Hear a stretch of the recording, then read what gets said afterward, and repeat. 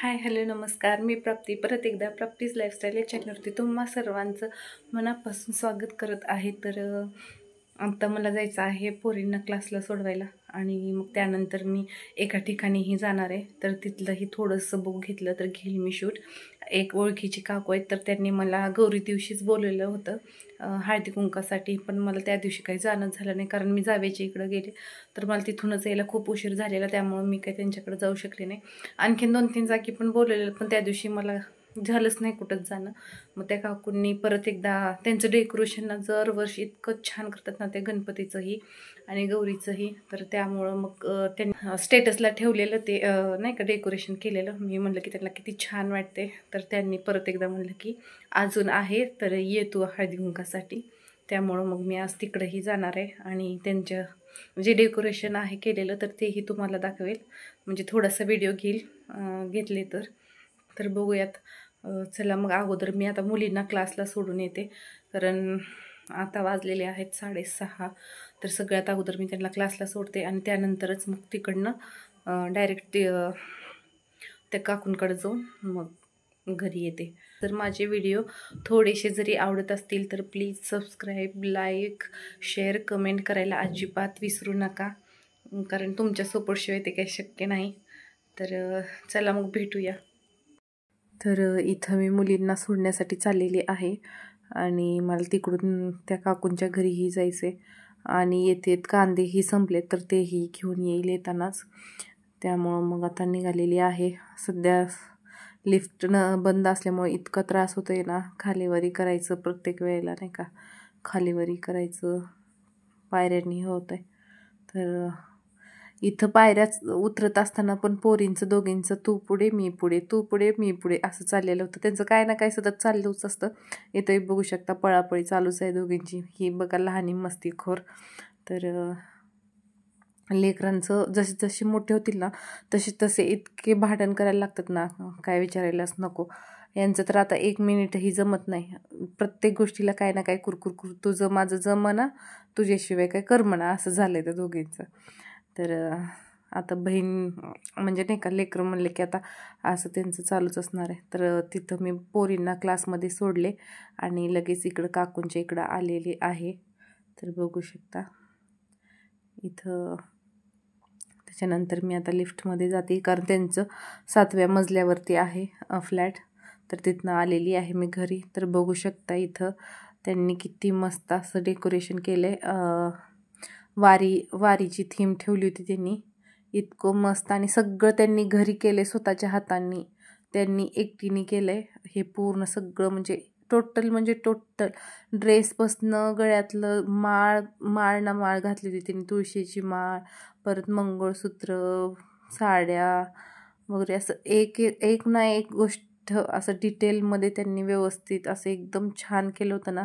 असं वाटणारच नाही की एकटीने हे घरी केलेलं आहे म्हणून.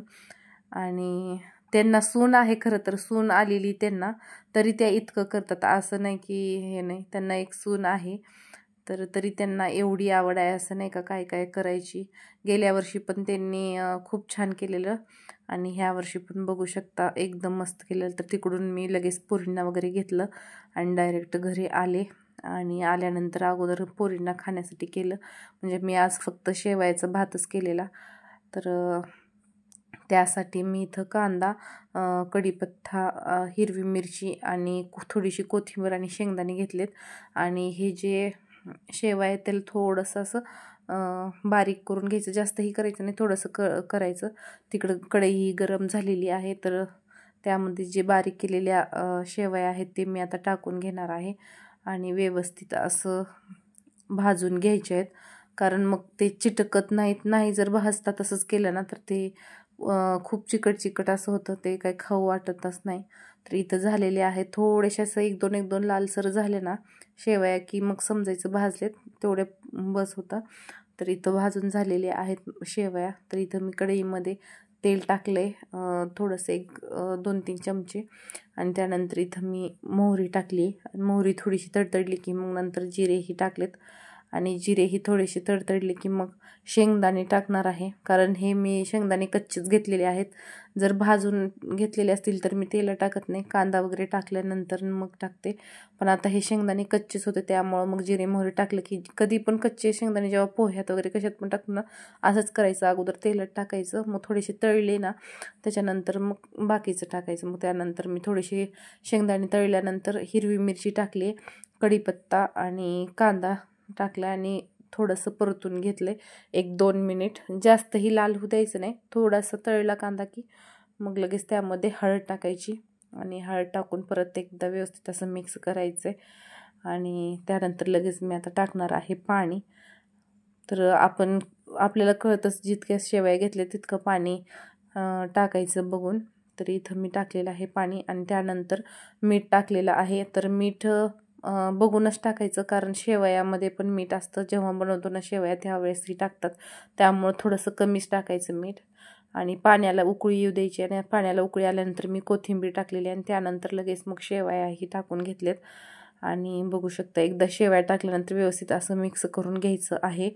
आणि त्यानंतर आता झाकून एक 5 ते 6 मिनिट व्यवस्थित असं वाफ लावून घ्यायचं आहे. बारीक गॅसवर, बारीकही नाही, मीडियम गॅस करायचा. जास्त मोठाही करायचं नाही, एकदम बारीकही करायचं नाही. मीडियम गॅसवर एक 5 ते 5 मिनिट व्यवस्थित असं वाफ लावून घ्यायचं आहे. तर बघू शकता इथं मस्त असं शिजलेली आहेत शेवया. तर किती मस्त असं वास तर इतका छान येत होता ना, खरंच मला खूप आवडतात. पण पोरींना इतकेशा नाही आवडत खरं. मॅगी खातील पण शेवयाचं भात म्हणलं ना तर नको नको असं चालतं त्यांचं. पण मी करतच असते. मॅगीपेक्षा तर हे खूप चांगलं.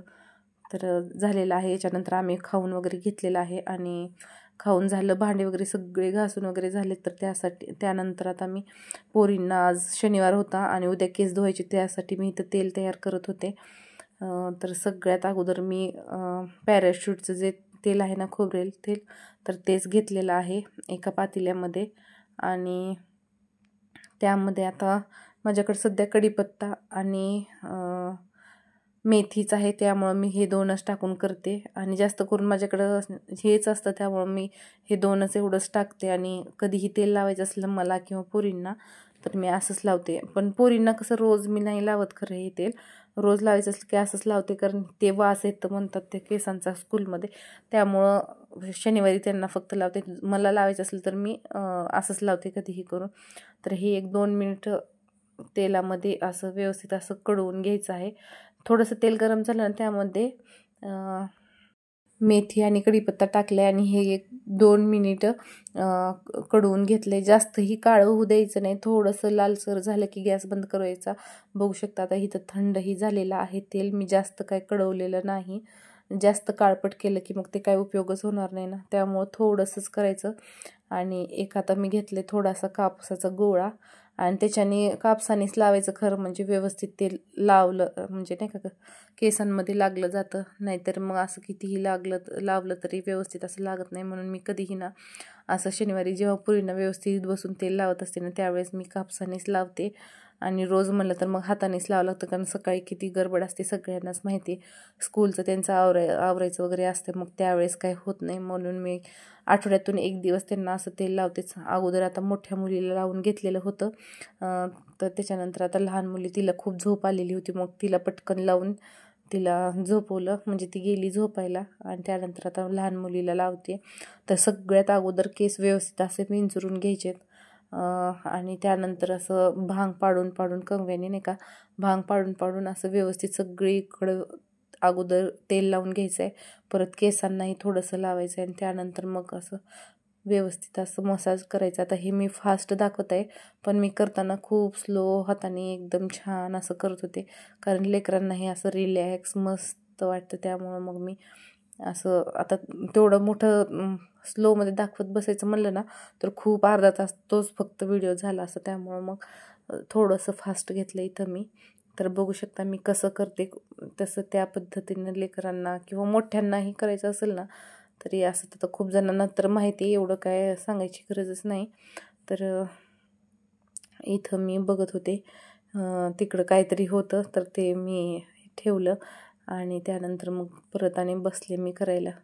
मसाज. तर तिला इतकं छान वाटत होतं ना. पहिलं नको नको म्हणत होती, कारण तिलाही झोप आलेली. पण म्हणलं ती काय करते माहिती का, रोजही झालं तर तेलच लावून घेत नाही. तेल म्हणलं का नकोच म्हणते. आता पहिलं लावून घ्यायची, पण आता वरचीवर काय माहिती, तेल म्हणलं की नको, तेल लावायचं म्हणलं की नको, रोजही नको म्हणते. त्यामुळं म्हणलं मी हिला आज नाही, आज तरी तुला लावावंच लागल, नको नको म्हणत होती.